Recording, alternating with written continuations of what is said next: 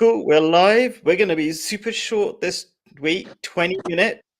Let's do this. So I've got an old friend. He's like everybody's 1/10 my age nowadays. Okay, so I've known him since he was a little kid.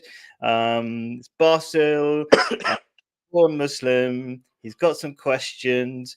His main question was like, how do I know I'm the right kind of Muslim? And I felt that was the wrong question, but I'm going to try to answer it anyway. Why do I say it's the wrong question? It's like, who cares? Who cares if you're this kind of Muslim or that kind of Muslim? I'm in the habit of trying to find the root of a real question, but that maybe my opinion is wrong. Basil, who cares if you're the right kind of Muslim or not? Let me. You're going to Um, ask, but then you can ask me your question. So I want to get the root of this.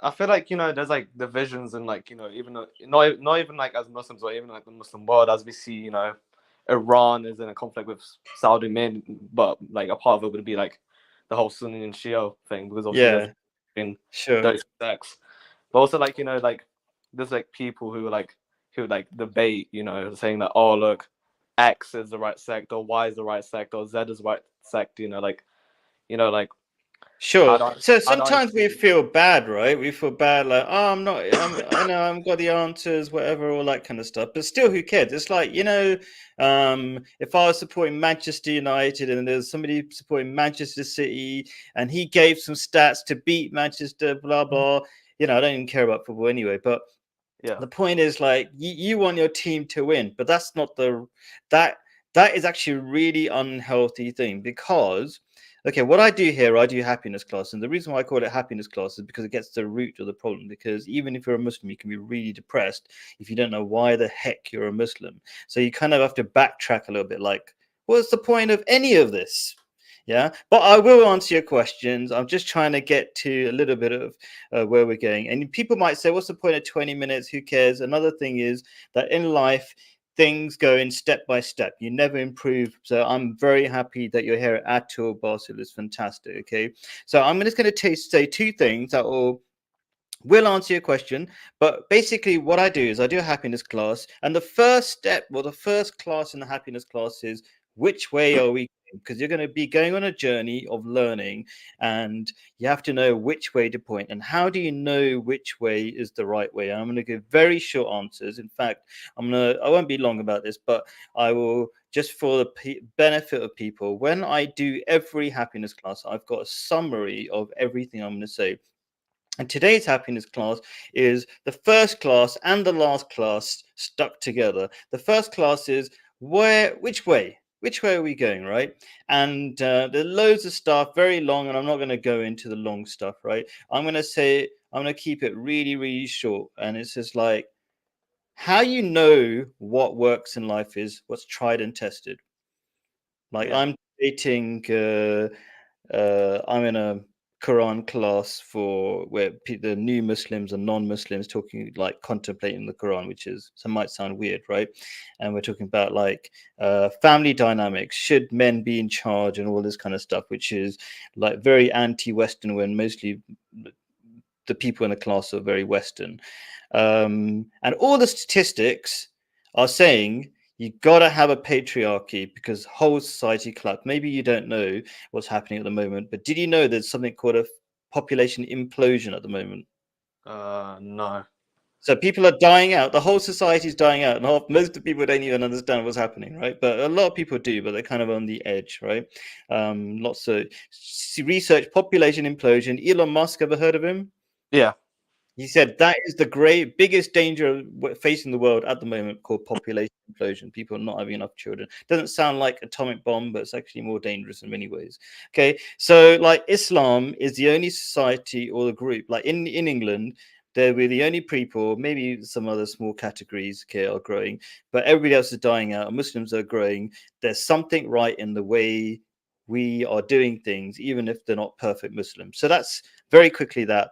Now, all the way down, where do I get my ideas from? I'm not an ordinary Muslim. It might sound like showing off or something, but it's not. I don't really care about showing off. Okay. It's like the ideas that I talk about in the happiness classes, especially because I'm a particular kind of revolutionary Muslim called an Ahmadi Muslim. And it's not revolutionary with guns, but it's revolutionary with love, right? And it might sound all hippie and all that kind of stuff, but actually that's what works around the world.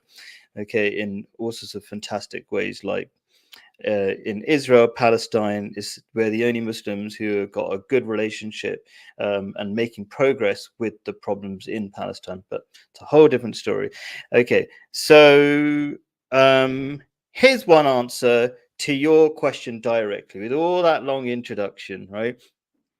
How do we know Ahmadi Muslims are on the right path and have the answers? One is that we have answers that other people don't have, right? I'll talk about, for example, the Palestine thing. We've got an answer that's completely different based on the Quran, okay, and very unacceptable to even all the other Muslims, and nobody else has got this solution except for we have, and we've demonstrated it already works, which is God says in the Quran, if you're righteous, okay, you will inherit the land of Palestine. You will get it. Okay. And there's all sorts of weird statistics that most people don't know that's already happening, right? Israel is already collapsing on itself, and most people don't even know that, right? But kind of like maybe let's say prophecy stuff. Again, I'll finish talking about 3 minutes. So, okay, there's a great prophecy. You probably heard of it. Being an Ahmadi Muslim, have you heard of this eclipse thing? Like there will be an eclipse in the month of Ramadan at certain times and certain days and all that kind of stuff. Did you ever hear of that prophecy? Oh yeah. Yeah. Okay. It's in the second document, not this first one, but the second document. So I did say this is two classes meshed up into one. Okay. And it says like very precisely exactly when literally the sun would be eclipsed and then the moon would be eclipsed, both on precise days, right? And what the people who are against this group called Ahmadi Muslims, who are just kind of promised revolutionaries who fix the misunderstanding of Islam and fix humanity as well at the same time, they say that it's a fake prophecy. Okay, what they don't say is that the prophecy hasn't existed for over 1,000 years. So, in short, what's happening is these other Muslims are claiming that somebody made a fake prophecy over 1,000 years ago, and it came true, and God made it came true because God made the moon and sun eclipse perfectly according to this fake prophecy. What do you think about that? Like, somebody made a fake prophecy. God made that fake prophecy happen for a fake prophet, supposedly. What do you think? I don't know what my thoughts are because I'm trying to think now. Actually, think about that. Okay, you know what? Maybe it's a hard question. Yeah. Okay, but basically, it means God is stupid according to them. Because why? If God didn't want Mirza Ghulam Ahmad to be a prophet, okay, and based on most people, most of these Muslims are unaware that the Quran literally says, if you're a good Muslim, there's a verse of the Quran that says, if you obey Allah and this messenger of Allah, this is Prophet Muhammad, you can be a prophet. It says in the Quran. There's lots of verses for that. I think it's in the document as well, right? So most people don't even know that. But anyway, you know what? What's your question? Be as difficult as you can. You got 10 minutes to be as difficult as you can. Go for it. But my thought is that when the whole Sunni and Shia sect came around, that was like I believe correct me if I'm wrong, but that came around the time after the Prophet, peace be upon him's death, right? Or Sure. who's going to be the leader, who's all that stuff, right? But like the whole Ahmadi sect came like what, late 19th century, when it was like Sure. properly Yeah. like early 20th century when it was fully Yeah. established. 1300 years afterwards. Yeah, like why would like a whole another sect which came like I can't remember my math right, we were like So first I'll of give you the short answer because I think I know your question, right? Because we're Yeah. trying to race against time. Do you know? So Jesus, do you know that he was a Jew, really? yeah, I knew about Okay, that. and he didn't even start a new religion, Yeah, he didn't. right? Yeah. And he came literally the same amount of time after Moses, who was the beginning of Judaism, right? Yeah. And at the same amount of time Mirza Ghulam Ahmad came after Prophet Muhammad. It's the same pattern. God repeats patterns. I think God likes numbers or something, because the Quran is full of like these weird number systems, right? Okay, so Mirza Ghulam Ahmad, who says he's the promised Messiah, which just means like the sort of another kind of Jesus, right? But not literally, but kind of representing his same things. Like Jesus said, he used to like say, don't hit people, give them love. We're saying exactly the same thing, because the same problems that happened to Judaism, because people became harsh and we want to do jihad, we want to beat you up, we want to be violent. If you have you ever heard Muhammad Hijab, do you know who that is? A YouTuber. Oh yeah, no, yeah, I watch him. He's all about, if you listen to him, he's all like ready to fight everybody. And his videos are like, if your children don't listen, there's literally a video about it, and I've done videos and just got debates with non-Muslims. Like, he's like literally doing videos where he says, if your children don't listen to them, slap them. That's not Islam. Islam, the Quran says, there's no compulsion in religion. You can't force people, Yeah. right?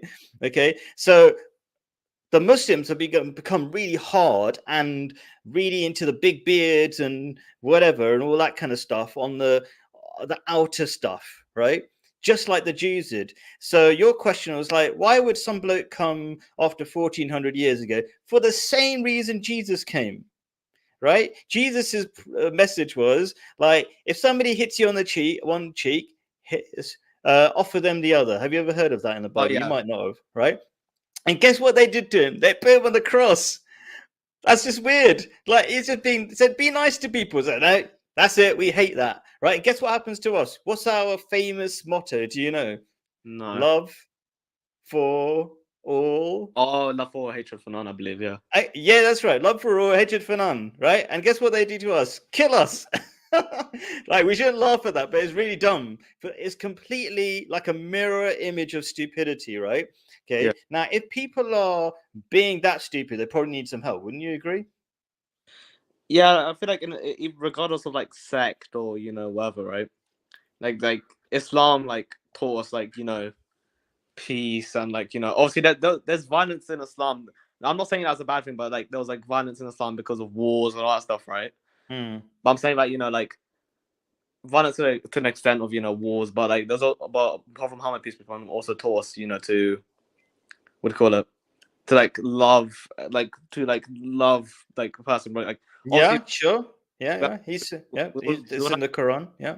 We have disagreements, of course, like with the Jewish people, the Christian people, all that stuff, right? But obviously, like we shouldn't like fight them indirectly, So, do you know that Ahmadiyya, we call it, just as a label, is just really Islam, but we only use that label for now because people think it's, we have to distinguish ourselves. It's just a label for now. Maybe in the future they won't be called Ahmadiyya. It's probably won't be called Ahmadiyya. It'll just be called Islam, like when it takes over. That's the theory. Yeah. So do you get that it's not really a sect? It's supposed to be just Islam, but we have to label it. It's just a label. So was that something to do with your question? Like, why is it another sect? And my answer would be, it's not another sect. And that's what Prophet Muhammad said. In the future, when literally there's a prophecy, I think I've got it in my document, like there'll be 72 groups. There'll be a Jama'at, which means community. It's not like a sect. It's not counted as a sect. It's just like, what do you think God should do? Let's say you're God, right? Sounds terrible. I'm very, very rude and cheeky in my show, right? Okay. People getting really confused. What should you do? You're God. What are you going to do? You sent this lovely message called Islam to be nice to everybody, and then people started beating each other up and slapping each other and fighting each other, right? Instead of doing all the good stuff. What should you do? What's your next step? I wouldn't say I'm God because I shirk, right? But like, if I was like a regular Muslim and like like I'd try to be like a sort of like no, but like the high level vision, you're saying, why would a promised Messiah be sent? What's the alternative? Like, how do you fix the Muslims? If I was like a regular Muslim, try to like say, I'll say that like try to like say if I'm a regular Muslim, of course, like no, but I don't want it saying from your perspective. Or maybe I'm misunderstanding what you're saying, but I feel like you keep saying if you're a regular Muslim, it's like, okay, what I'm saying is God had to fix it, and God fixes it the way He's always fixed it, which is He sends a humble person and says what you should do. Because what God does not do is whack people and make them do things, because otherwise they don't have free will. And the whole point of this earth was that you use free will to be a good person. Do you get the problem? Yeah, I feel Go like on, maybe I'm interrupting you and I'm not understanding. Go for it. I feel like people like regardless, right, should like at least try to like attempt to like talk to each other. Like ask humans like put religion. I'll put religion for like aside for like 2 seconds, right? As humans, we are sociable. We're supposed to talk to each other, right? Like especially like we're supposed to talk to each other. Like why shouldn't we'll also have disagreements in life, right? Everyone has disagreements with each other. Sure. Why instead of solving everything with violence, right? Talk to each other because, like I said, humans are supposed to talk to each other. Like why should I agree. like if Okay. sorry. You go on, but basically you hit the nail on the head. So do you know this place called Speaker's Corner where people Oh yeah. debate a lot, right? Okay. When I go there and I say we should have love for all, hatred for none, people are shocked. How dare you? The Muslims especially say that, right? They're like shocked. You can't say that. How can you have love for Jews? How can you? So that was the medicine needed for our time, love, because not only are Muslims fighting each other, everybody's fighting everybody, and everybody wants to be right. So when I debate, I don't need to be right. I'm just helping. I'm here to help.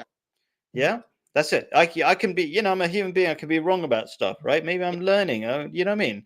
But you can't learn if you think you're gonna beat everybody. You've got a massive ego and you have to win. So that's the medicine of our time that's needed. So you hit the nail on the head. But go on, carry on.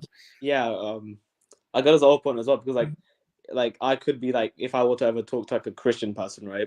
And I make a point saying about the religion and they say, oh no, this is false from like what like and they teach me. Then I'll be like, okay, well, thank you for teaching me. Like same way with Muslims or Muslims with Hindus or Muslims or with whoever, right?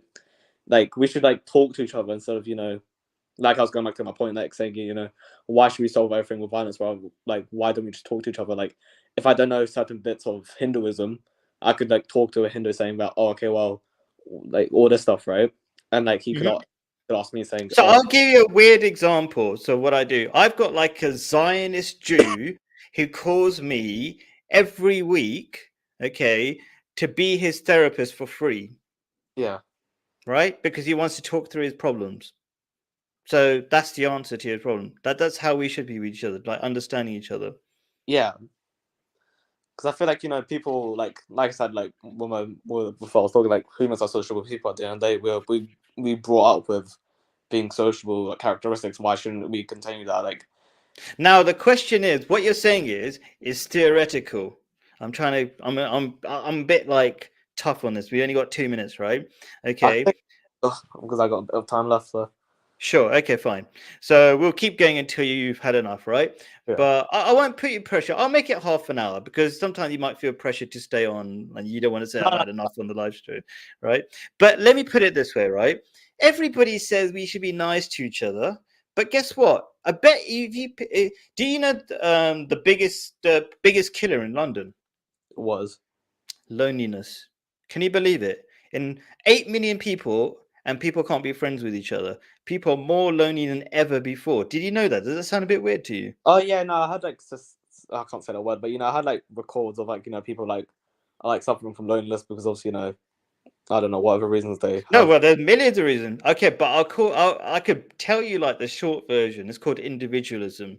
Like everybody's trying to be successful. If you're trying to be successful and your definition in the West of being successful, being better than other people, it's hard to actually to be friends because you're competing with everybody. Yeah, But there's lots of other. Basically, you're saying people should talk to each other, but they're not talking to each other, right? I feel like Okay, go on. yeah. But there's a simple solution, and it's called love. But most people don't have love, I feel right? like Because I'll ask you a question, right? sorry, go ahead. Do you know your neighbor? I know one of them. Right. No, Like, Like not as most people don't know their neighbors and don't give a crap about their neighbors. When I was in London, I would be the only person giving sweets to all my neighbors, talking to my neighbors on a regular basis. I would like make because they all wanted to talk, but they were too shy because English culture doesn't allow you to talk and stuff like yeah, weird, lots of weird rules. Anyway, that's my point. So that most people don't have love, but they think they have love. That's the real problem. But that's a bit harsh. yeah, But anyway, you go on, carry on. yeah. Because I feel like you were saying about the whole loneliness, but it goes well with culture as well. Because I feel like I seen in like Middle East to like even like Muslim majority countries like Egypt, Pakistan, or like wherever, right? They all have like this culture. Is I believe it's in part with the religion as well. But Yeah. we could like talk with our people because like it's just culture and religion as well. It's like I said, in the Middle East and other Muslim majority countries, like they have this like some sort of level of respect with each other. While like you with the with the West, especially with this whole culture of like we all just like isolate ourselves. Not everyone, of course, but I'm saying like No, this it whole is isolated, but because yeah people don't understand, they haven't understand very old psychology that has come from the West, but they haven't understood actually how human beings work. So, for example, I'll give you an idea of what fundamentally pretty much everybody in the West doesn't understand, even though it's old news, right? Like 100-year-old news. Okay. They think, most Westerners think that they can be happy with their Netflix at home and they buy lots of stuff and they'll be happy with it, right? But what's happened is the more stuff you've got, let's say you got Netflix, right? You know what happens when you get Netflix? You watch a video by yourself instead of being outside. Like over here, kids are in the street playing with each other. Okay. The yeah benefit of being poor is you don't have the option of Netflix because most people, and this is really harsh and short, but I'm always harsh and short in these kind of shows to get to the point really quickly. It's like most people are too stupid to know what to do with money. Because the more money you have, the more choices you have. And most people don't have a clue about psychology. So therefore, they choose exactly the wrong things every single time. You can I tell me feel how like I'm wrong, but that's how it works. yeah because I feel like there's obviously pros of having money, right? Like you get to live like you're Mm. financially free, you get to do all this, but at the same time like I have this thought. I talk to people about this as well. Like, as much money as you can have, as much assets, like I can have so many cars, like so many mansions, all this, right? Am I gonna bring this to the grave? Because obviously I'm Muslim, right? Yeah. How is this gonna impact me in Judgment Day, right? Is Allah gonna see? Oh look, well done, you have £1 million and you didn't give to charity, yeah? He's gonna be like, well, how does this benefit you? Yeah, so I'm How, not against money, by the way, but it's very hard to be rich and happy. This is a very old fact. yeah, Okay, like even Jesus said that a fat man getting into heaven, essentially a rich man getting to heaven is like a camel going through the eye of a needle. It's really hard because mostly, like I said, it's just kind of probabilities and stupidity of human beings. Like people don't understand unless you study a bit of psychology, you don't realize how stupid human beings are. We might think we're really clever. You think if you make loads of money, you're clever. Like Elon Musk says, he's unhappy, so he's really clever. He can send a rocket into space, but he can't figure out how to be happy. All his relationships are terrible, right? yeah. His kids hate him, right? A lot of them, right? So people don't understand this fundamental flaw in human beings. Did you know that most human beings? This is just to give you an eye touch, a taste of psychology. Have you ever heard of Milgram's experiment? No, I haven't. Okay, basically, all it proves, and it's a fundamental idea in psychology. Okay, is that most people will kill another human being as long as as long as they're told by somebody wearing a lab coat. That's what it takes. That's how stupid a human being is. You might not realize that, but it's been proved lots of times. I recommend you to research? Is it too shocking to believe that? Yeah, it kind of is. So Like, basically, are you normal? Are you reasonably normal human being? yeah, I guess so. Yeah. Then you would definitely kill somebody else for just that reason. You have to be No, exceptionally different to not do that. That's the evidence. But anyway, carry on. I'm like, no. I'm trying to think of the argument. I'm trying to think of a counter because I feel like It's not counter argument. It's just like accepting how stupid human beings are, and then based Yeah. on that, like working forwards. Like you have to be exceptionally weird. Like even the Quran, by the way. So I should have said, let's backtrack a millisecond or something. Yeah. Whenever I say things either based on the Quran, they might be shocked. Like the Quran says that human beings are stupid. There's literally a verse that says, if you follow the majority of the people in the world, you'll be led away from the truth. Because why? Two reasons. Because they follow conjecture. That means they just guess. They don't know what they're talking about. And they lie because they have to lie to keep backing up your lies. Like you realize you're so stupid, and then you keep like you don't fix yourself, so you keep lying to back it up. But anyway, so basically the Quran is always aware. It's always like a minority that's supposed to do the right thing, and it's a minority that lead people into a better world as well. Like think about all the inventions in the world. There's only a handful of people. Everybody else is just like doing the same stupid stuff all the time. Yeah. I feel like going back to the whole like what I forgot, I don't know how to pronounce his name, but the experiment. Yeah, sorry, I kind of digressed as well, didn't I? Yeah, anyway. I feel like I just feel like, okay, come from our perspective, right? Obviously people are gonna be led by other people, right? Even if they're wrong, right? But at the same time, I feel like nowadays we kind of have this like self-awareness in a sense with other people. Like obviously, I like you said, if someone came up to me and said, "Oh, do this because I said so," right? Obviously, like I would have to like if it's like something outrageous, right? I'd probably have to question, but like, okay, what's the purpose of this? If I try to like think of like whenever I do certain stuff, right, that goes out bounds, right? Like I try to question myself, and like, is this worth it? Will this benefit me in the future? Will this not help me in the future? Like, why would if I were to if some random person says, right, say, oh yeah, destroy this lamppost, right? This one is a very good example. Like why would I destroy this? Why would I commit a crime? Why would I do this? Like I think nowadays people are like more self-aware in a sense than before. They can't be. That can't be right because. Okay, so here's a proof that most people are very and self-awareness is going down. Okay, depression and suicide is going up massively in the West, especially. Okay, so self-awareness means that you understand how your feelings are and you understand what you need. Most people don't have a clue what they need because why are they getting so depressed and why is suicide going up, especially for your age group? I honestly don't know. I know it's difficult to swallow, right? Okay, because like this is a whole different world that most people don't know. So like, if you're one of the few people who get it, like you'll be one of the few people who are actually happy. It sounds terrible, it sounds crazy, but this is the reality. I mean, you can start digging into. But come on, I keep talking too much. So, I'm trying to find like the most useful thing we can say that can kind of move forward. Okay, the simple thing I say on this show. Okay, like if you're thinking about, oh, why are there all these terrible things happening in the world? Okay, I say don't point fingers, point thumbs. Can you guess what that means?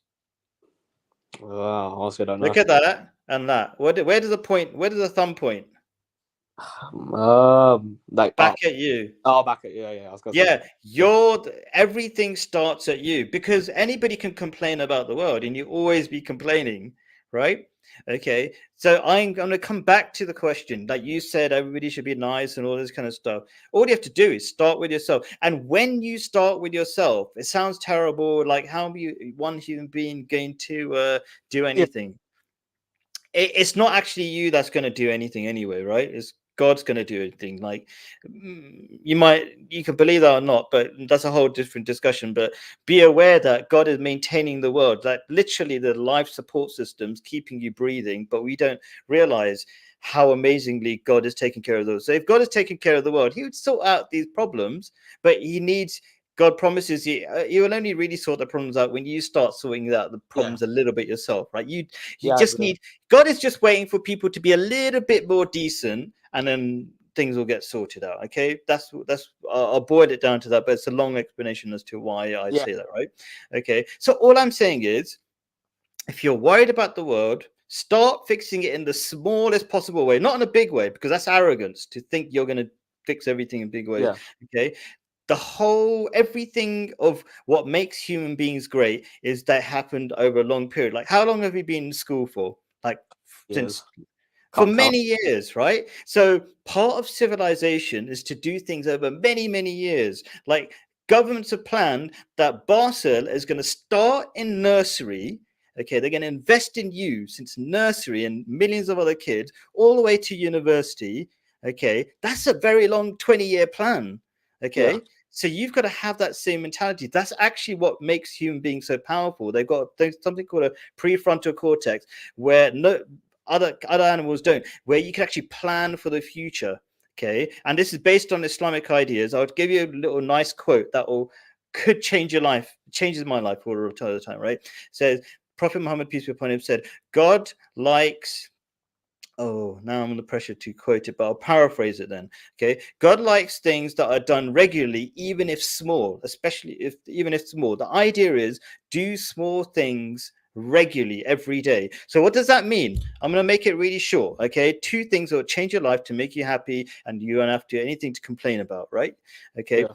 first of all, any problem you see, like the be nice to your brother, your Yeah. big brother, right? Be nice to your mom. That's where it starts. Forget your neighbors. Then one day, start saying, just smiling at your neighbor and say Yeah. hello when you see them.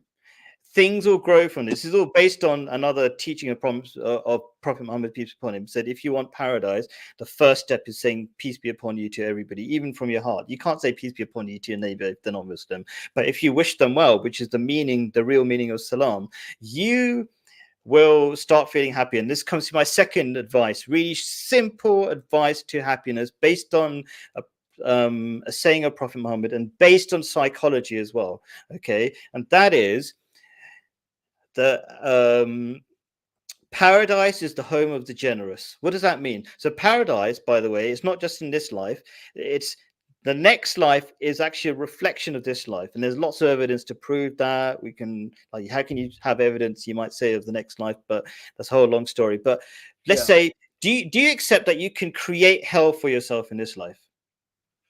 To a certain extent, So yeah. say not literally flames, blah Yeah. blah blah. Even the next life is not literally flames because, or it's not Yeah. physical, right? Okay, so you can create miserable experiences or hell for yourself in this life. You can also create heaven for you in this life, right? Yeah. Okay, so that saying is saying to be, if you're generous, then you'll find paradise in this life as well, right? And there's a saying Yeah. in the Quran based on that as well. So, but I'm talking 3 things really quickly. Okay, now how do we know through psychology that is true? Did you know they've done psychological tests, so many psychological tests, but this is just one example. They said if you buy coffee for somebody else, it'll make you more happy than buying coffee for yourself. Does Yeah. that sound weird? No, I mean, no, not really. Like, Go on, explain it, because if you can explain it to me, then you can understand it. because I feel like Go and explain to me why buying coffee for somebody else will make you a happier person than buying it for yourself. If you can explain it to me, because I'm a teacher and I've taught you, right? Only when you can explain it do you really understand it. So see if you can explain to me, because you can keep asking questions but get nowhere, right? But yeah. if you can understand one thing, you'd solve everything, right? 'Cause I feel- So see if you can explain this to me. Why does buying coffee for somebody else make you happier than buying for yourself? And don't give me airy fairy. Give me like really I'll try. nitty gritty reasons. Go on.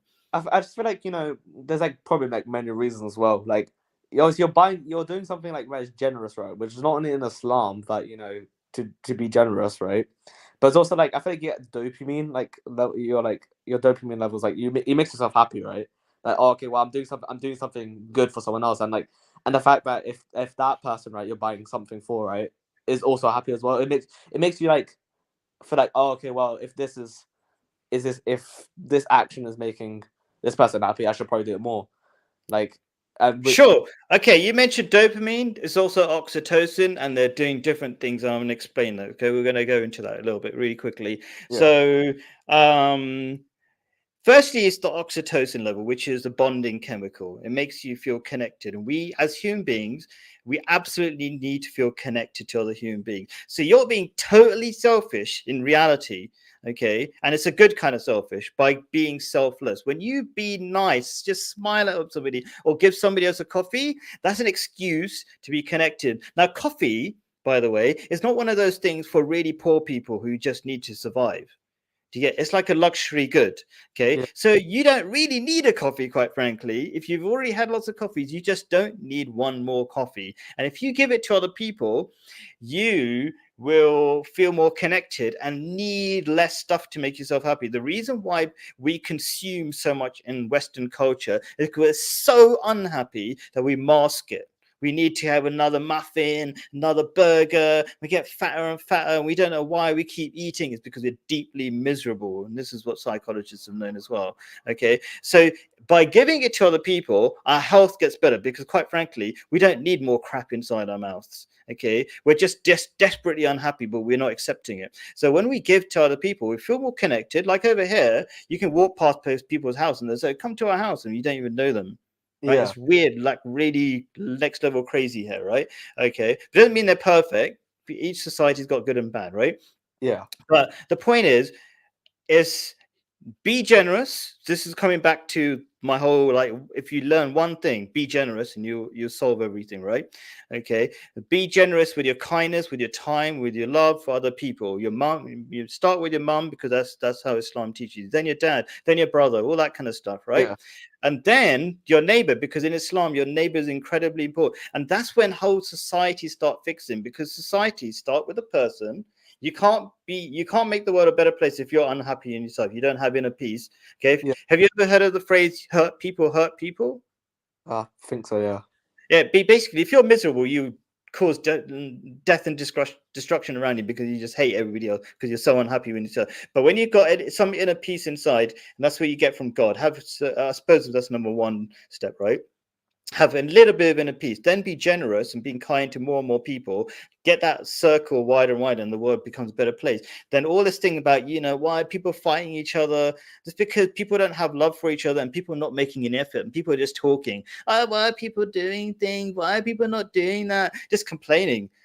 The number one thing is do something about it. And the way you do something, back to that thing I said, like Allah likes, what does Allah like? Small things done regularly. Yeah. That's it. Yeah. Go on. Oh, okay, okay. I thought you could continue.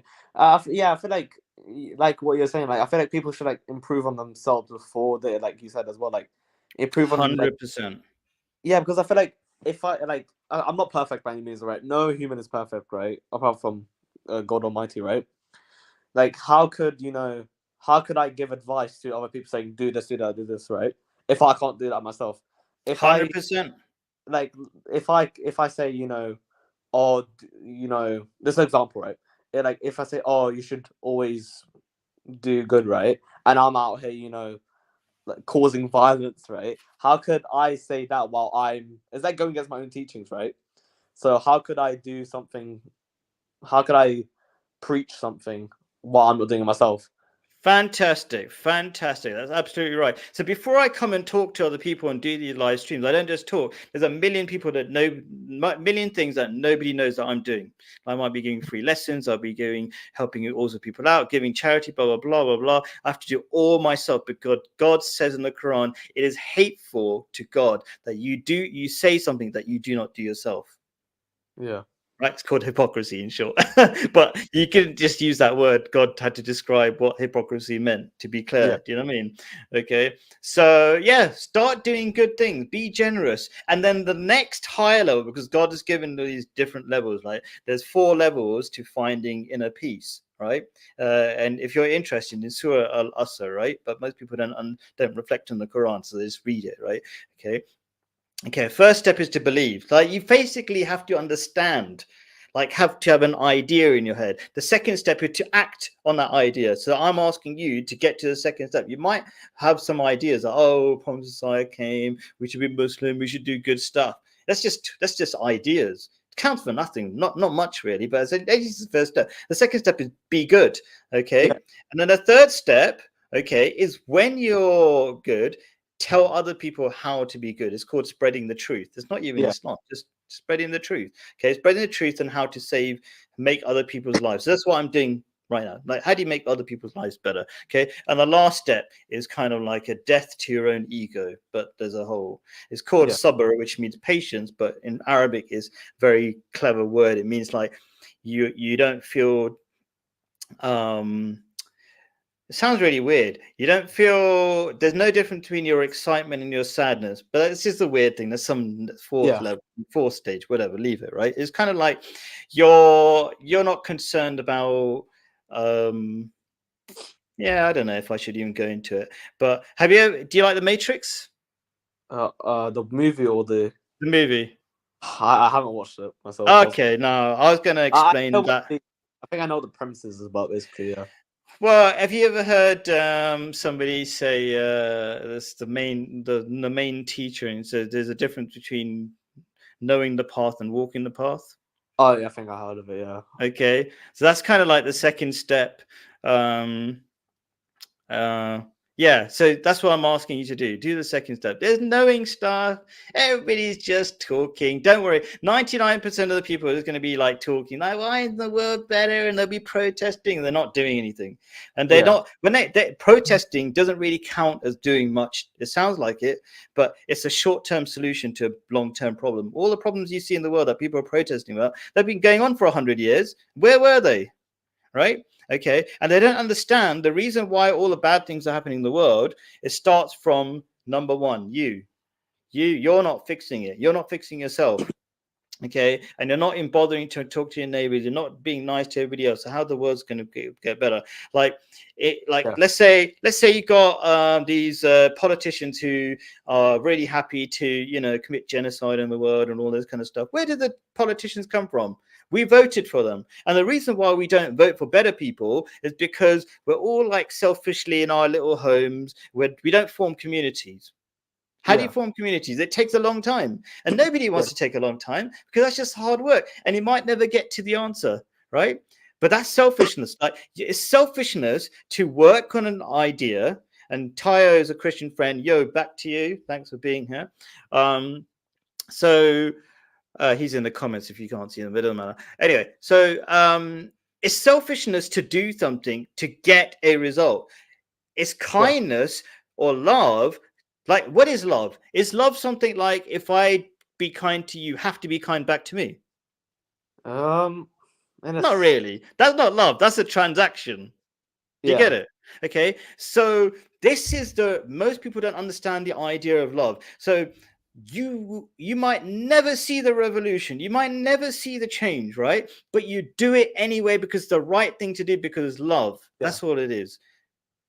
That you're going to be kind to your mom, you're going to be kind to the neighbor, and you never know if that's really going to change the world. But step by step, that's actually how the world changes. Yeah, like going back to about similar thing about I'm going to give an example of this as well. That you have to change yourself. There's this game I played, right, which is it's based on like this outlaw. I'll try not. There's gonna be spoilers, so yeah. But this outlaw who like obviously commits crime, he robs people, he does all like stuff right outlaws do. Then he contracts like he contracts a disease, right? Which obviously back late 1800s, right? Obviously they have the medicine for it, and then eventually realizes that what's all this robbing? What's all this violence? What's all these things are gonna do to me? Like I said, he's an outlaw. He eventually has this whole change of perspective about what's the point of this? Like, he was even like talking to this like nun, right? He said that he doesn't believe anything, but like even she says, I'm trying to film the quote that she says, take a gamble that love exists.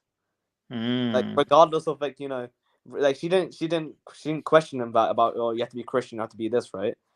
Like he done so much evil. He done so much stuff that he regrets like throughout his whole lifetime. Yeah. Now he realizes, okay, well, what benefit does this get to me?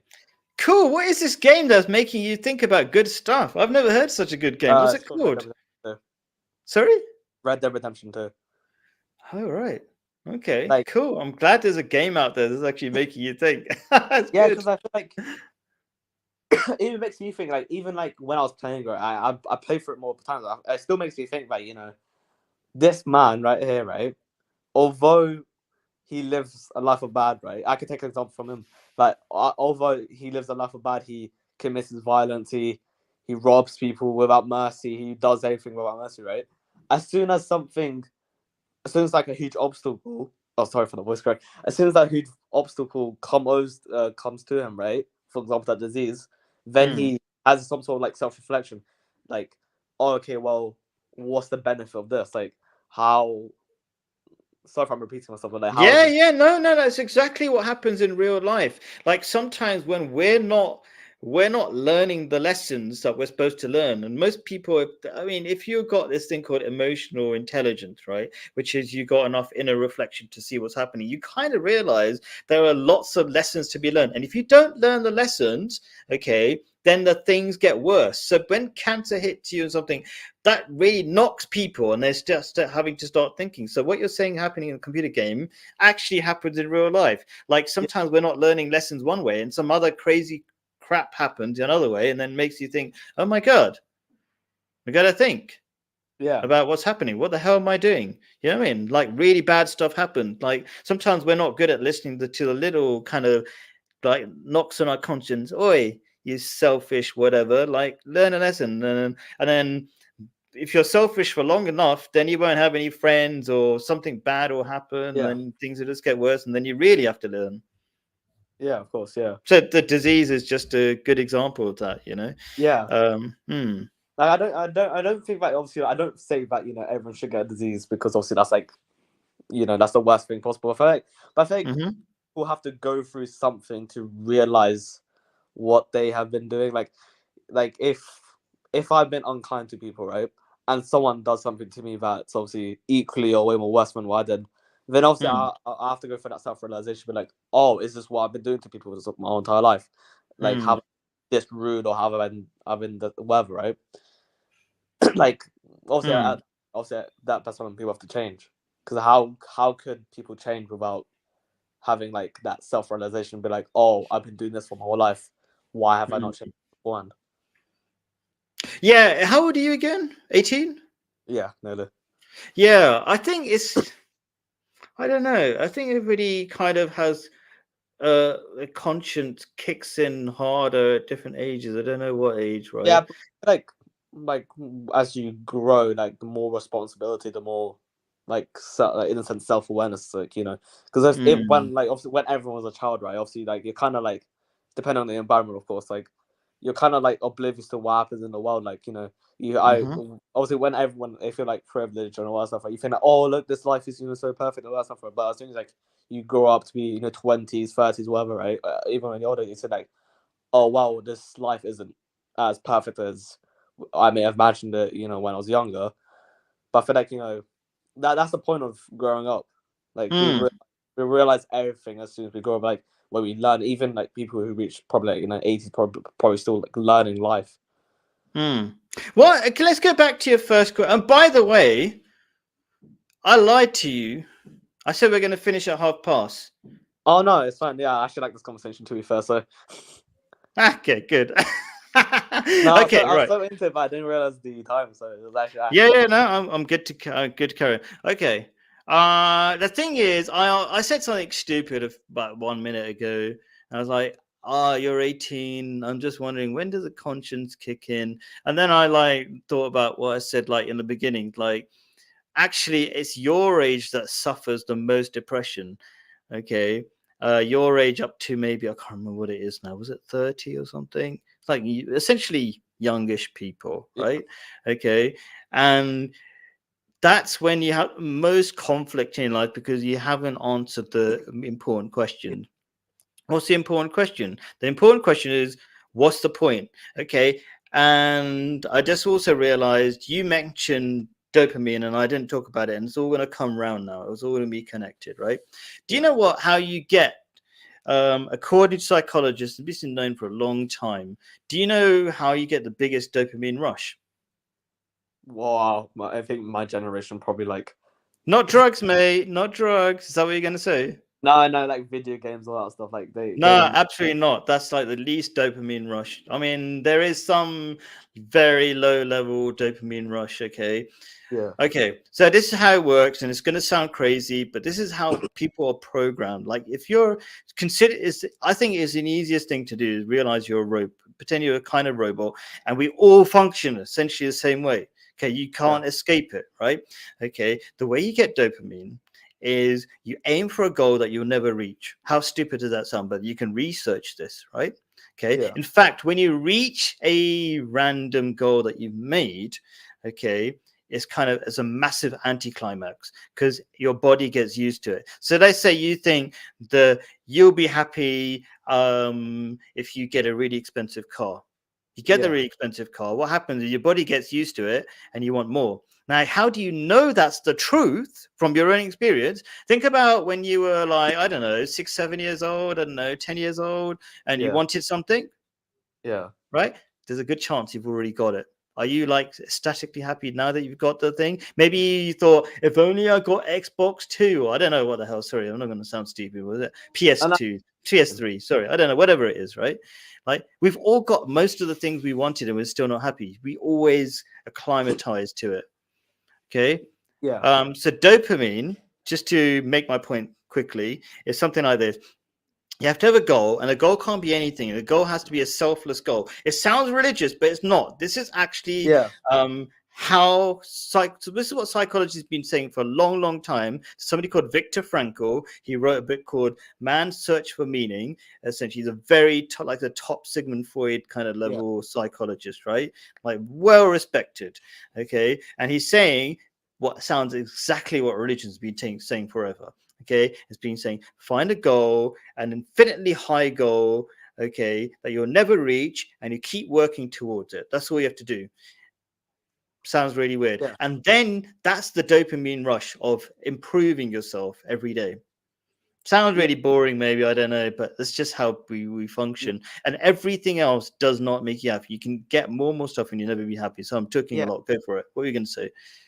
Oh no, I was going to agree with that because I think culture is mainly a part of it as well. Because I feel like I'm not saying everyone, but I'm saying that in the Western culture is like a materialistic type of mindset. Like, oh look, I should get I should get this car, I should get this console, I should get this mansion, I should get whatever, right?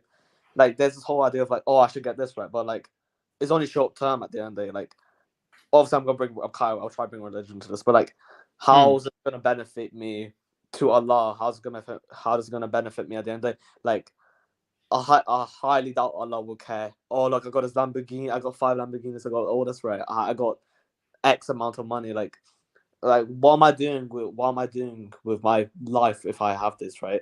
It's not gonna benefit me in the long run, at least. Like, religion's gonna benefit me in the long run, even afterlife, right? Like, as much as you know, I want certain stuff, right? Like, you know, I want like this. I obviously have like dream cars, all that stuff, right? Like as soon as I reach that, right, going back to your point of, you know, okay, well, it's kind of short term in the sense, but we should reach for other goals that shouldn't, you know, be like wait, hold on, I didn't track for like 2 seconds. No, it's okay. Why should I care about short term stuff like cars are short term if you're realistic about it? Like, why should I care about you know that then you know the stuff I have now, like materialistic stuff. Yeah, okay, let me put it this way, okay? Because I'm trying to think like what would be really useful stuff that I wish I'd known when I was your age, so I'd be less stressed when I was your age, right? Okay. Yeah. And it's just this very simple idea of realizing what the Western idea of success is and what the Islamic idea of success is. The Western idea of success, and it might sound really stupid, but you can think about it, right? Is having more than you have. Okay, now let me that sounds the stupidest thing ever. Okay, but let me explain it. Give me a definition of success. Like to describe us like if you were to be successful, what did you have to do? Okay, I'll take like the Western. I'll try to give the Western version of success, like having lots of money, becoming wealthy, but having like so whatever lots of money is, you might have some money in your pocket, but for whatever reason, you decided that's not lots of money. So lots of money is just having more than you have. Like it's just like being the best, being better than everybody else, essentially. Yeah. Right. Okay. Yeah, but what is achieving your dreams, bubblegum gun? Thank you for coming back. What is it? It's just having more than you have. And it's actually not your dreams, quite frankly. It's not your dreams, okay? So like people wear ties around their necks. Do you know what's wrong with a tie? What? Okay. It's a ribbon round your neck. It's a stupid piece of clothing. Okay. Like Yeah. you don't realize how many stupid ideas you've adopted. So when Bubblegum Dreams, who's watching this and commenting, right? Okay. He's saying achieving your dream is not your dreams. You're achieving some stupid other person's dream. In fact, you're probably achieving a dream that's implanted in your brain through advertising. You don't want to accept it. Right. Okay. So what's the point of what I'm saying is that your body will always acclimatize to having more and more stuff. It doesn't mean you don't make an effort to improve yourself Yeah. and make the world like if you have the right reason for something, everything will become easier and super easy, right? So let's say if your intention is to make the world a better place and every day you work on it slowly, there'll be no stress. There's no need for stress because you're helping somebody else. You're not doing it for your own ego. But if you do it for your own ego, you'll be constantly depressed because this is how the mind will work. This is because you're a normal human being. This is exactly, and this is how it used to work on me. Every time you want to achieve something, you know what you'll say? You'll say, What? why didn't I achieve it already? Yeah. That's how the brain works because you're trying to tell the rest of the world that you are successful and you're worthy of love and all this kind of stuff. That's all the crappy game it is. That's how why is everybody trying so hard to be successful and getting really stressed about it? Doesn't make sense, right? Yeah, it does. Why would you kill yourself trying to do something that it doesn't make any sense? You have to dig down, and it's like you don't feel worthy of love and all this kind of stuff, right? You don't you don't accept yourself, okay? And I'm not saying you should accept yourself. In fact, you're not worthy of you shouldn't accept yourself because what's happening. The Quran, I'll come back to the Quran again really quickly, right? And it goes like this. This is what the idea of success really is, and the Quran gives it away in a beautiful verse. It says, the person who disbelieves, and disbelieve in the Quran is somebody who literally hides away from the light of God. Like the light of God is kind of the only, I'll try to summarize it really quickly like this. The only thing that will make you happy is God. It sounds really weird or whatever, but there's tests and proofs that you can do. Like, for example, when you contemplate God, you'll find peace. In psychology, they proved that better than any antidepressant drug is if you stand in nature, you find peace. And nature, if you're reflecting on it a little bit, is kind of a reflection of God. Okay, but anyway, that's the only thing that will give you peace. But when people run away from that and try to do this thing called being successful and collecting stuff and getting more money and getting more cars, they will have, let me say it really quickly. They will have what the Quran describes exactly. This is what's going to happen. The disbeliever is like a thirsty person in the desert, okay, chasing a mirage. Do you know what a mirage is? It's what you have in hot countries. Maybe you don't experience it in England. What a mirage is, it looks like water, but it looks like water in the distance.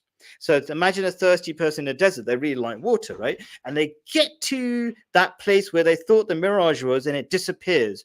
That's exactly what happens when you want to get the iPhone or the big car or whatever idea of success you have. Whenever you reach it, it disappears, and Allah says, "Oh, that will be your mini punishment at that time." You can read the verse later on. So basically, you'll never feel successful. You always give yourself a goal that you can never achieve. Now, how does that fit in with the dopamine idea that I told you that you should achieve these impossible goals, but you achieve it because you're trying to serve humanity only? That's the whole thing I taught. So when you're trying to serve humanity, you have no stress because you just work every day, and it's not about your ego. You don't have to be successful for anybody else. You're not trying to make other people successful. You're not trying to make other people love you. Okay, when you want other people to love you, you're a slave to them. Okay, the Quran says another beautiful thing. It says, he says, who is the it says contemplate, who is I can't remember the words in that, but basically it says along the words of, who is better, the person who is slave to one person or who is a slave to many people who pull in different directions? What does that mean? You can either be a slave to God, and you don't really have a choice because God runs the universe, or you can be a slave to everything and everybody. So as soon as you make YouTube videos and you need people to like your video, you become a slave to every one of them, right? If you want to become a doctor so that your mom gives you a pat on the back or whatever it is, right? Pakistani culture, Indian culture, right? Yeah. Then you're a slave to that as well. Yeah. And so these are all things that make you slaves, and they're all pulling in different directions, and you'll never be happy. Okay, Yeah. so I'm trying to say these things for a young person. If you realize what success really is, and I haven't even said what success really is, success is just being a good person today, Yeah. because you don't know if you're going to have tomorrow. If you live like that, you'll be happy every day, and also you will be very successful in your life, because most people who are panicking all the time, they debilitate themselves. Okay, but if you're relaxed and you're making progress every day, you're the winner. You win big time. But anyway, sorry, I've talked a lot. Go on. Yeah, like going back to the idea of success. Yeah, like it was like this person. I saw this clip on Instagram that this person who's preaching to this non-Muslim, I believe. I think it was like, you know, during the time of the Prophet Muhammad, people sallallahu alaihi wasallam, that there were literally kings in Europe, kings in Africa, right? That had so much luxury stuff. They had gold, they had all that stuff, right? While a literal prophet of Allah had, you know, barely anything, and that, you know, just like, I don't know what the rest of the conversation is. I want to give anything wrong information, but like I was thinking about, like, how could the prophet of Allah have such little things while there are kings, right? They're literal leaders of the world, of like certain like areas that have so much luxurious stuff. Like, how, like, what's the purpose of, you know, having this much money, this much cars, or even nowadays, right? Like, even back then. Cool. So you know what? Why people need so much stuff? They're compensating because they're trying to fill the hole that they can never fill. There's only one thing that gives you peace, which is God, and you can test that. And there's psychological evidence, like the nature experiment I told you about, right? Okay.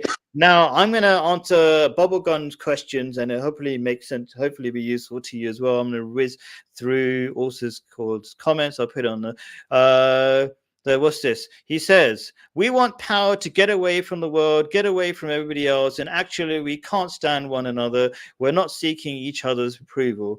Actually, you probably are, but you're in denial about seeking people's approval. The reason why you're running away and you're miserable about it, Bubblegum, is because you were seeking people's approval. They didn't give you the love that you wanted, because you didn't know what love was. You thought love was you give love and somebody gives you love back. That's a transaction. That's not love. Okay, so that made you miserable. Okay, in fact, you're a human being. You don't get to choose what you are like, and all psychologists tell you that you have to be social, Bubblegum. So you don't get a choice. It's not up to you. You don't get to decide who you are. So just because you're saying it doesn't make it true. Okay, you have to accept what psychologists say, and they say you have to be social. And if you run away from the world, just like the rest of the selfish, individualistic people in our society, you will become miserable. Don't do it, Bubblegum. I love you. I'm telling you, don't do this crap to yourself, and don't lie to yourself like you are right now. Next thing. We want to get away from nature. No, you don't. Okay, again, you're not a psychologist. You want to be in nature. And by the way, this is a really interesting thing.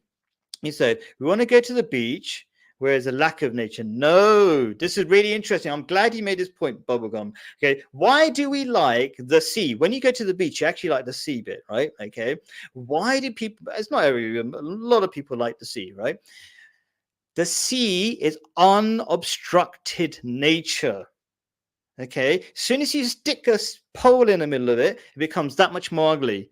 Okay, let me explain that a little bit. When you, I'll ask you, Basil, right? If you have water in a tap, do you feel inner peace just looking at the water? Not like, really. like a running tap. It's a running tap, or water in a sink. It's not so exciting. But do you like the beach by any chance? Have you ever been to the beach? Yeah, like, yeah. Does it kind of look nice? Does something? Yeah. Okay. But it's also water. What's special about water in the sea and water in your sink? The problem is, I'll give you, because we've gone way over time, 4 minutes. Okay. There's a sink there that's ruining the picture.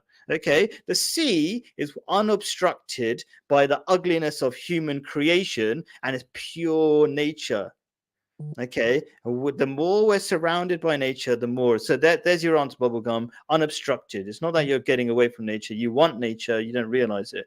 Okay, we're not trying to serve. Yes, you are. Well, you don't want to because you're selfish, right? But I'm telling you what you should do to be happy. So it's in human beings' nature to be good. Even Hitler tried to tell the Germans that he was good, that he was their savior. He didn't go that I'm a baddie. He said I'm a goodie, right? Okay, so in our nature to want to be good, we've got this conscience, we can't get rid of it. So Viktor Frankl, the same guy I mentioned earlier on, as a psychologist, said, listen to your conscience. He's a psychologist, and you'll be fine. Okay, so your conscience is telling you you're a miserable, selfish person, bubblegum. Stop being selfish, you'll be better. Okay, just start serving people, you'll find out you know that I'm true. And there's lots of, I gave the psychological evidence, maybe you weren't there. Give a coffee to somebody else, it will make you feel connected. Then don't do it because you want to be connected, that's wrong. Do it selflessly because you don't necessarily know if somebody's going to be decent to you. They might like, oh, why are you giving me a coffee for? I don't trust you. But anyway, all right, but just be nice to people. You realize it works. Okay, love will not satisfy anything. Love is temporary. It's a lie. I know you sound like you've been really hurt. Okay, so because you don't know what love is. Okay, you keep thinking it's a transaction. Okay, this is the Western idea of love, falling in love. Okay, that falling in love is just lust disguised. Okay, it's like, oh, I love somebody and then they hated me and they cheated me. That's not love. Love is kindness. You give for free and you don't expect anything back. If you expect anything back, okay, that's stop being love. Okay, you know that, right? Okay. Who is a guest for today? It's Basil. Basil is a young Muslim, born Muslim, old friend. We like the sea. There is no life. It's empty. Okay, you sound like you're about to commit suicide. Don't do it, bubblegum. Okay, sound very miserable. Okay, and I'm not cussing you. I'm trying to like set you straight. All the crap that's coming out of your mouth is like not useful. Okay, it's not good for you. You sound like every other white person out there who wants to kill themselves. And I'm saying white people because they're the ones who've gone furthest away from God at the moment. Okay, find inner peace, submit your will to God, stop being like proud that you know stuff. Okay, love is conditional. Are you saying love is absolutely? So this is what Basil, this is what we were saying, love for all, hatred for none, right?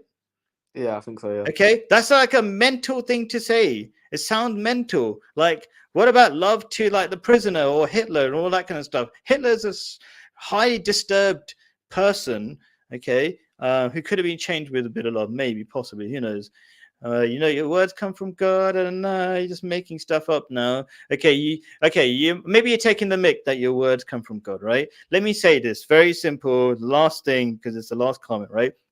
How do we know any words come from God? Because God will say something that nobody knows and it comes to be true. Or like I said right in the beginning, God says gives a whole system of behavior, like how family structure works. And only the people who follow it, their families work, and everybody else's families are falling apart. Like they're not having children, no nothing. Just like if you look at the statistics for Muslims, their families are growing and everybody else's families are dying out. So, yep. Bubblegum's repeating himself. Love is conditional. No, it's not. That's not what love is. Basil, I'll ask you a question. Maybe Bubblegum's not ready to learn yet, right? But he does keep coming back for more. So, do you understand, Basil? If you have sex with a prostitute, the prostitute not being loving to you, she's doing it for money. Do you understand that? Yeah. Okay. Do you understand why that's not love if you pay for it? Yeah, because there's. Oh, I'll try to get it explained. Because there's a difference between a service, like like you're saying Yeah. and there's a difference between like what was saying like love as well. Like love is like coming out like like your emotions, right? Like I'll say like in a sense, yeah. It's kindness. Another word is kindness, right? Yeah. It's just like you don't pay for kindness. You don't get kindness. My point is like if you can't give money for love, then you shouldn't expect anything else back. Do you know what I mean? Yeah. Because I feel not like money, not a car, not other love back. Because I feel like right, like if I'm gonna give you, like you said, right, like you don't expect anything in return. Like if I give you, let's say you always wanted a PlayStation 5, right? For example, I'm saying for argument, say you always wanted one, right? And I give you one, right? Like obviously you'd be happy. Like I'm not expecting you to give me a whole nother piece. Like, I'm not expecting to give you a PC in return. Right? I'm saying that like, oh yeah, you always wanted this. I feel like you always wanted one for years and years, and you always wanted. I gave you this in return. I don't expect anything back. I don't expect you to, give me something very expensive. Like, also you can Yeah. That's you a can, lesson to be learned for people who celebrate Christmas, right? Then there's no Christmas present big enough, and then people get really poor. Oh, you know what? One more thing. Okay. He goes, you only love your wife, this bubble gum, because she's a woman. There you go. Blatant condition. Actually, this is why most marriages are breaking up, because people don't understand love. I'll give love to my wife, whatever she does. Oh, no, let me correct this. Okay. I give my love to wife unconditionally because it's the right thing to do. But at the same time, what does that love, what form does that love have, right? Does that mean she can be constantly rude? As leader of the household, I'm always laying down boundaries, like just how you behave, whatever. It sounds really weird. Okay. That's the role of a man. Okay. Okay. Now, she's firstly, might sound extra weird, my sister first in humanity, right? So I'm just kind to everybody and everybody in different ways, right? Okay. But there are, God wants you to do something greater, which create families and learn how to be patient with each other, being patient with the opposite sex and stuff like that. The reason why families are breaking down at the moment, Bubblegum, because people don't know that it's not a transaction. So people are breaking up because they're saying I gave her some love and she didn't give me love immediately back, and she didn't do this and all that. It's a bit of a long discussion. I think it's going to be a long one about how relationships work, how to pick the right person so she's not nasty, because it sounds like Bubblegum is maybe only seen bad examples of women as well, which is a lot of bad examples, so maybe it's a bit tricky. Anyway, Barso, that was fun. I hope that was Yeah. fun. Was that a little bit fun? Yeah, actually. You hung on like way more than 20 minutes, so it must have been fun, right? Almost 1 hour and 20 minutes. Barso, I'm going right now. Otherwise, you'd be like regretting next time you come. It'll be too long. Anyway, No. yeah. All right, Barso, really appreciate that. That was good fun. Peace be Appreciate it. upon you. I think loads of people benefited from your participation and your questions and stuff like that. It was amazing. Assalamu alaikum. Bye. Well, so.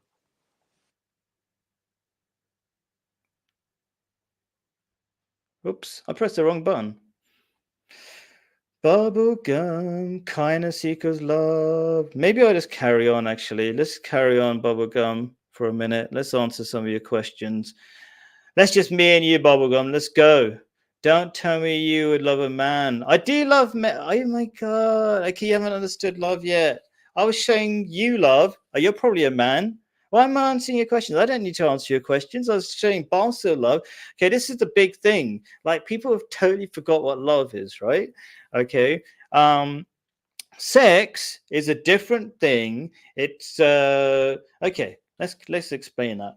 Sex only works if you first have love, okay? Because if you don't have a connection with the human being, it becomes like Russell Brand, who had the most, like 2 years in a row, sex with the most people. He described it as like eating ash. Okay, it feels empty after you've done the experience. Okay, and so it's also psychopathic as well, because we as human beings need connection. What's this? Kindness equals love. Many have killed for love. No, that's no longer love. That's when you've misunderstood love. You're really angry and you're not getting back what you want, and then you start killing the people you claim to have love for. Okay. Okay, I mean, you're just repeating that, so I can ignore that. Yikes, don't love me, no thanks. There you go, you got a problem. Okay, so how old are you? Sound like a teenager or something, don't love me. Okay. Look, like I'll show you, like when I'm like go to a shop over here, people go out of their way to help you. Okay, that's love, right? These are men and men. In fact, the women, I don't know, and say they'd help less, but they're kind of more shy, because it's like, yeah, like people show each other love all the time. You know what it is? This is the great thing about traveling, Bubblegum. then when you see other cultures, and this is part of the Quran as well. He said, the Quran said, we have created tribes and sub-tribes that you may know the good things about each other. So each tribe actually were genetically kind of, because the weather affects us in different ways. Okay, like northern societies are more efficient but less loving, so that's where you are probably, right? Okay, but when you go to southern societies, they're a bit more crazy, but they're more caring and understanding, and the families working better. And there's all sorts of variations. Okay, tribes and sub-tribes, big areas and little areas. But in short, if you travel, you will learn a lot about, you'll change the way, the narrow thinking you're currently suffering from. Okay, so do travel, go to some warmer countries, come to Jordan. Yeah, might take care of you or show you around. Okay, it's very normal here for people to help each other out. Okay, forced love is a crime. I'm not telling you this is a choice. I'm saying serve people. Like, love doesn't have to be kissing people, right? Okay, in fact, men kiss each other on the cheeks there, but that's another thing, right? Yeah, that would be scary in England. It's a bit like the French sort of way over here. But anyway, like, it's not forced love. Okay, what is love? It's just a tiny bit of kindness. Show a tiny bit of kindness. The first step in Islam to finding happiness, and I'll finish the quote that I didn't say with Barton, right? Okay, says the Prophet Muhammad, peace be upon him, says, "You will not find paradise until you love each other.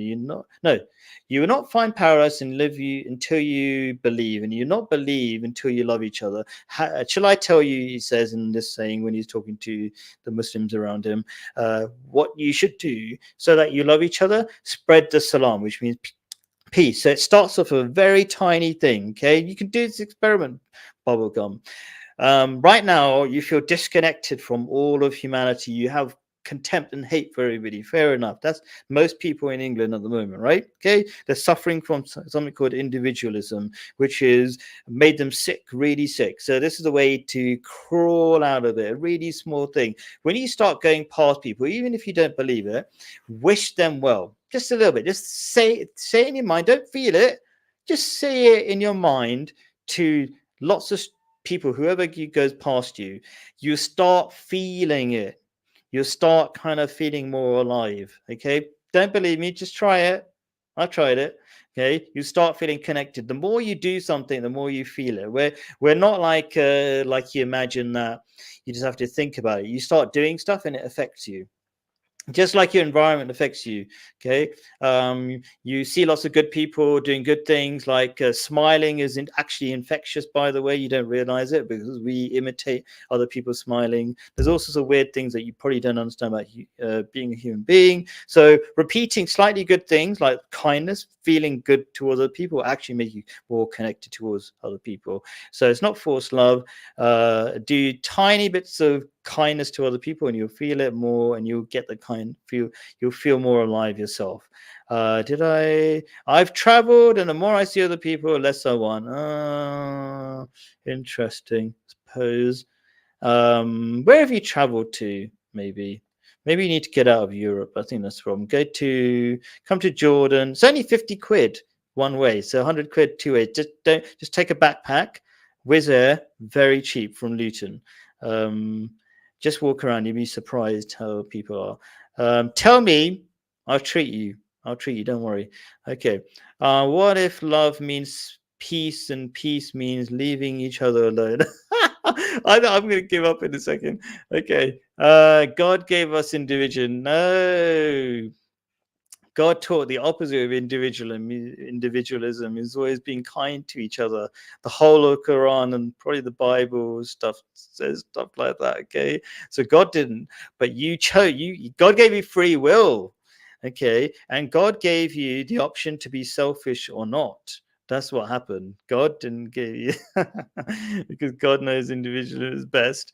All right, I'd start by changing your image as well. Okay, like if you have that picture of yourself, you start believing it in as well. The blue-haired, miserable, suicidal look. Over and out. Peace be upon you, Bubblegum, and everybody else. Hopefully, somebody benefited from this stuff.